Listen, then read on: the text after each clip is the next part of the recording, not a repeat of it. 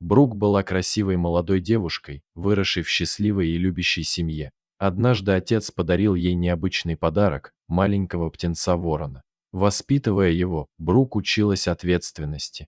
К сожалению, однажды девочка скончалась по неизвестным причинам. Во время ее похорон ворон сел на гроб, и именно тогда произошло нечто невероятное. Брук было всего 6 лет, но она была сильной, красивой и независимой. Она любила проводить время в саду, рассматривая растения и насекомых. Она бегала, прыгала и играла среди деревьев, царапала колени, в общем, весело проводила свое детство. Проживая в маленькой деревушке в Великобритании, жизнь была медленной и тихой. Мать Брук оставалась дома, чтобы присматривать за домом и своим ребенком, а ее отец был моряком, который часто проводил недели, а иногда даже месяцы в море. Брук очень скучала по нему и всегда была рада, когда отец возвращался. Она не только проводила время со своим отцом, но и любила странные и чудесные подарки, которые он ей приносил. За последние несколько лет он привез ей ракушки с Карибского пляжа, экзотические скульптуры из какой-то ближневосточной страны, а также книги и игрушки со всей Европы и Америки. Брук с нетерпением стояла у ворот, ожидая, когда ее отец пойдет по улице. На этот раз он отсутствовал 2 месяца и в любой момент должен был вернуться домой. Вдруг она увидела, что отец медленно идет по улице. Брук вскрикнула от радости и побежала к нему, бросившись в его объятия. Она крепко обняла его и поцеловала в щеку. Но кое-что она заметила. Подарка не было. Обычно папа сразу же протягивал ей какую-нибудь вещь в подарочной упаковке, но не в этот раз. Именно тогда он опустился на колени и вложил что-то ей в руку. Она слегка подпрыгнула, почувствовав, как что-то дернулось в ее ладони, посмотрела вниз и увидела крошечного птенца. Отец сказал ей, что это была маленькая ворона. Он попросил ее защищать и ухаживать за ней, как за настоящим человеческим ребенком. Брук была смущена, но ее лицо посветлело, когда она поняла, какая большая ответственность лежит на ее плечах. В течение следующих нескольких недель Брук проводила все свое время с вороном. Она кормила его, давала ему пить и даже научила нескольким трюкам. Вороны – очень умные птицы, и ее питомец быстро понял, чему его пыталась научить маленькая девочка. Птенец тоже начал расти и за несколько недель научился летать. Брук выносила его на улицу и с обожанием смотрела, как он парит в небе. Он мог легко улететь и никогда не вернуться, но он всегда находил дорогу к своей хозяйке. Было видно, что между девушкой и птицей была довольно сильная связь. Но однажды случилась трагедия.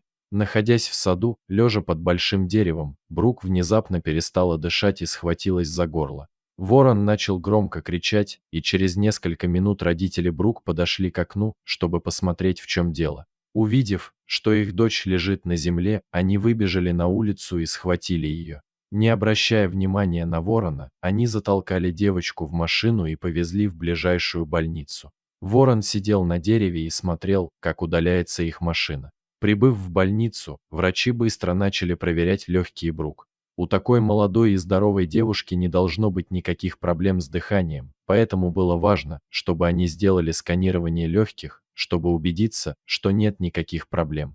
Времени практически не было, так как недостаток кислорода мог нанести серьезный и непоправимый ущерб. Все это время ее родители наблюдали за происходящим со слезами на глазах. Несмотря на все усилия доктора, к сожалению, Брук была объявлена мертвой. В это время ворон сидел за окном больничной палаты и продолжал стучать, но персонал решил отогнать его. В больнице не место для такой птицы. Его нельзя было впустить, даже если это было домашнее животное. Когда родители Брук ехали домой, ворон клюнул их машину, снова издав много шума. Пораженные горем, люди проигнорировали его. Как только они вернулись домой и начали готовиться к похоронам, ворон продолжал пытаться привлечь их внимание. Но у них не было на это времени. Вскоре наступил день похорон Брук. Ее родители, родственники и друзья оплакивали маленькую девочку, неподвижно лежащую в своем маленьком гробу. Крышка была открыта, чтобы люди могли попрощаться. В гробу она выглядела такой хрупкой и невинной, словно была какой-то драгоценной фарфоровой куклой. Многие люди плакали, проходя мимо Брук, гладили ее лицо и целовали в щеку. Ворон сидел на соседнем дереве и наблюдал за происходящим. Время от времени он подлетал и кружил над собравшимися, издавая громкий звук. Родители Брук затаили дыхание, когда ворон наконец опустился вниз и сел на гроб, с любопытством глядя на тело своей хозяйки. Вдруг птица начала издавать странный жужжащий звук, как будто задавая вопрос. Она прыгала взад и вперед от крышки до края гроба, а затем обратно. Через несколько минут птица начала клевать тело Брук, как будто пытаясь ее разбудить. Родители Брук были тронуты, увидев такое зрелище и, хотя они понимали, что ворон, должно быть, чувствовал свою форму горя, они знали, что он не может оставаться там, клевая девочку. Они пытались кричать на него, но он не сдвинулся с места и даже начал клевать ее в рот. Такое поведение выглядело позором для семьи, но скрывало тайный мотив, который все и собирались обнаружить. Подойдя к открытому гробу, отец махнул руками, чтобы отпугнуть птицу. Ворон хлопал крыльями и кричал, но неохотно взлетел и подлетел к ближайшему дереву, пристально глядя вниз. Все следили за вороном, когда он совершал короткий путь, но, когда все сосредоточились на гробе, они замерли. Брук сидела.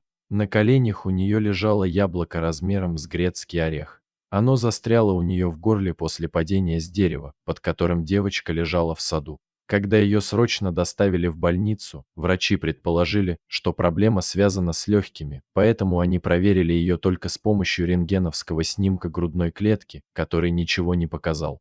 Горло проверить они не догадались. Недостаток кислорода отправил ее в кому, и она ошибочно была объявлена мертвой, несмотря на то, что все еще могла делать медленные и поверхностные вдохи. Брук посмотрела на мать и отца, которые бросились на нее, обнимая и целуя. Их дочь была жива. Потрясенные, они поняли, что Ворон знал об этом с самого начала. Он много раз пытался передать это сообщение родителям Брук, но они не понимали, и птица, клюющая лицо и рот Брук, была его способом устранить саму блокировку. К счастью, у птицы было достаточно времени, чтобы спасти жизнь Брук.